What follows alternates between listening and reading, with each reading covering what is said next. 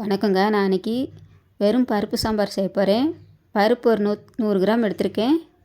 அலசி எடுத்துருவோம். அலசி குக்கரில் போட்டுருவோம்.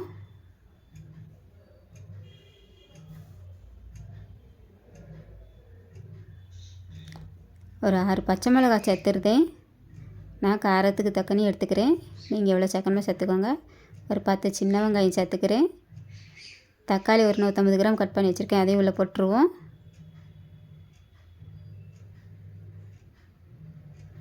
ஒரு 2 சொம்பு தண்ணி சேர்த்துருவோம்.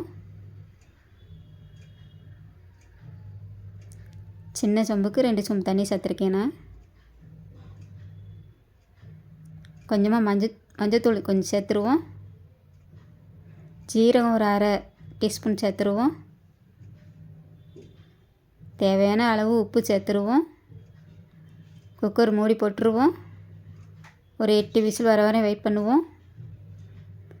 அடுப்பை நல்லா கூட்டி வச்சிடணும். 8 விசில் வரட்டும். புளி கொஞ்சம் லாஸ்ட்டில் கரைச்சி ஊற்றுறதுக்கு கொஞ்சம் ஊற வச்சுருவோம். ஊறட்டும். கடாய் அடுப்பில் வச்சுருவோம். கடாய் சூடானது எண்ணெயை ஊற்றிடுவோம். எண்ணெய் சூடானதும் கடுகு உளுந்து சேர்த்துருவோம். கடுகு உளுந்து வெடிக்கட்டும். கடுகு உளுந்து வெடித்ததும் ஒரு 5 சின்ன வெங்காயம் கட் பண்ணி வச்சுருக்கேன். அதையும் உள்ளே போட்டு வதக்கிடுவோம். வெங்காயம் நல்லா சவந்து வரணும்.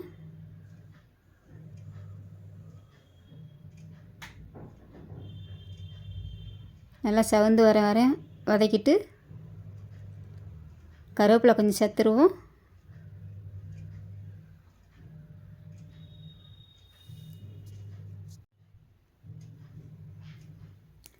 கருவேப்பிலை போட்டு நல்லா வதக்கி விட்டுருவோம்.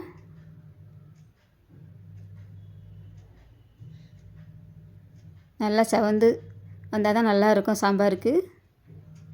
இப்போ பருப்பு 8 விசில் வந்துடுச்சு. ஒரு 10 நிமிஷம் கழித்து ஓப்பன் பண்ணுவோம்.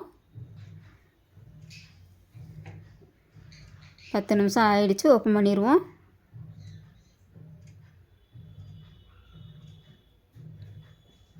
பருப்பு நல்லா வெந்துடுச்சு. காயம் நல்லா வெந்துடுச்சு. புளி கரைசலை உள்ளே ஊற்றிடுவோம்.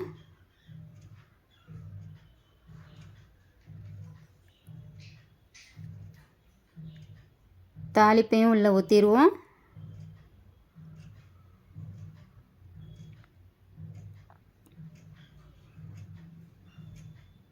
நல்லா கலந்து விட்டுருவோம்.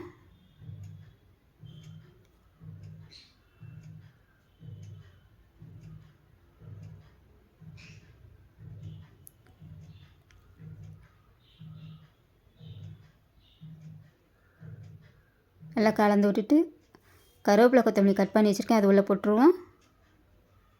ஒரு 2 நிமிஷம் மூடி வச்சுருவோம். 2 நிமிஷம் மூடி வச்சுட்டு சாப்பாடோடு பரிமாறிடுவோம். இப்படி செஞ்சு பாருங்கள். டேஸ்டியாக இருக்கும், சுவையாகவும் இருக்கும். வெறும் பருப்பு சாம்பார் அவ்வளோ ருசியாக இருக்கும். லைக் பண்ணுங்கள், ஷேர் பண்ணுங்கள், சப்ஸ்கிரைப் பண்ணுங்கள். சுவையாக இருக்கும். நீங்களும் செய்து பாருங்கள்.